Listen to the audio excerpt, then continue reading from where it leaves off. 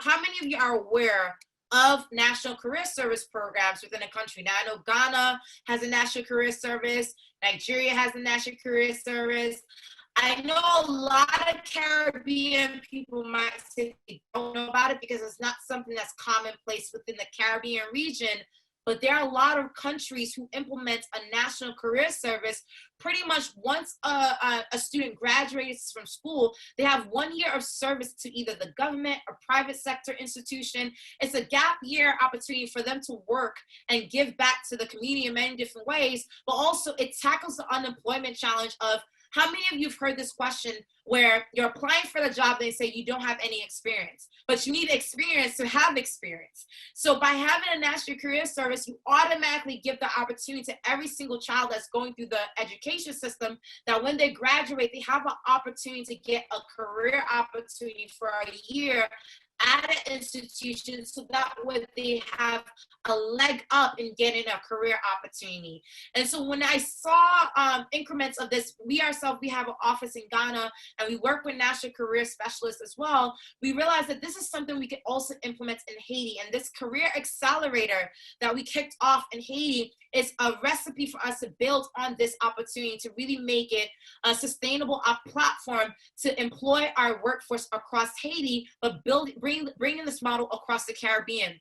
For those of you who have been a part of these conversations, this is something that we're actually implementing across 2020 to 2030. So this is not just an initiative for this pandemic year. This is something that we're going to be growing and evolving over the next decade. And I do believe this is the decade of workforce digitization. We see this happening around the world, and the Caribbean, most importantly, needs to step up. Our Caribbean nations need to be prepared because we were not ready for this pandemic, and this pandemic is probably the largest global experiment we have ever experienced, and it's very, very important that we're prepared for what's to come, right? And so it's a definitely a opportunity for us to grow and develop, but this is a decade of definite workforce digitization for us to remember. And so with that said, when you look at the Caribbean, our industries are not as diversified as many other economies. And how do we turn our Caribbean islands from tourism hubs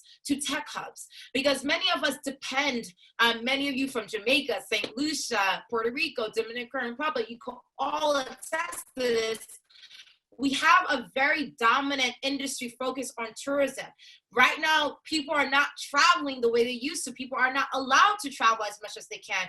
So our economy had a huge blow at the start of this pandemic, and we're still suffering from the economic drawbacks. And unlike certain Western markets, we don't have billions and trillions to give people monthly stipends and monthly stimulus checks to bridge the gap between unemployment and cash flow resources due to this economic hit. So many of us need to have real conversations around how do we turn our economy into a more diversified portfolio and tap it into a digital economy of the future. So how many of you can agree to attest that we definitely need to diversify our Caribbean economies? How many on the call can attest to that?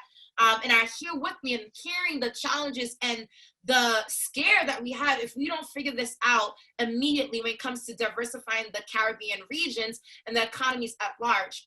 And so I'll conclude by saying, yes, thank you so much for the comments and the feedback. And keep engaging in conversation in the chat feed, because we're going to open up for dialogue in a moment here. Don't be silent. There's literally close to 300 influencers on the call right now, all different departments. Let's share our market expertise on this conversation.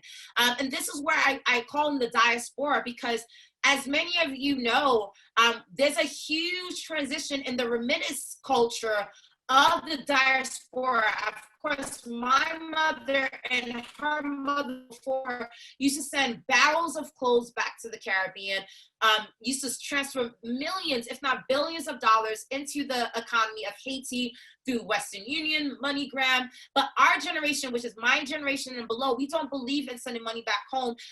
usually because we're not as attached to our families or communities in the same way that our parents were. And so that's billions of dollars that's not going to be flowing into the Caribbean over the next decade. And there's a lot of economic industries that depend on that capital flow. So what does that look like? Can we actually transition from a remittance economy to a remote work economy? Can we as a Caribbean diaspora leverage our expertise, leverage our network, and leverage our understanding of the global economy to now go from, not to say charity and remittances, but go towards an empowerment route that's more sustainable and hire people. Many of you in the diaspora, we when we start our businesses, we always want to hire people within our countries, right? So for those of you who have been to a Jamaican restaurant, usually you see a lot of Jamaican workers working at that restaurant. Those of you who've been to a Haitian boutique shop, you see a lot of Haitians working at that boutique. You see that there's a love for us to hire natives from our lands. Imagine you're able to hire remote workers from your home country, right, to support your business, to support your work, to be an administrative assistant, to be a partner in crime for the work that you do. Now the world has gone digital.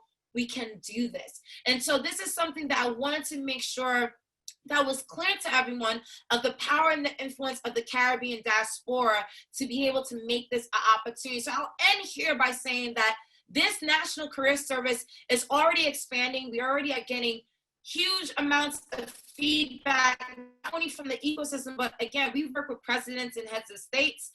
We've talked to many government officials about building a national career service within their home countries, within the Caribbean, especially because they've been monitoring the success that we had with the Haiti Career Accelerator. So you'll hear more updates over the next couple of days, over the next couple of weeks. We will email a link for you to sign up to either be an ecosystem partner, a provider, or a sponsor into this initiative.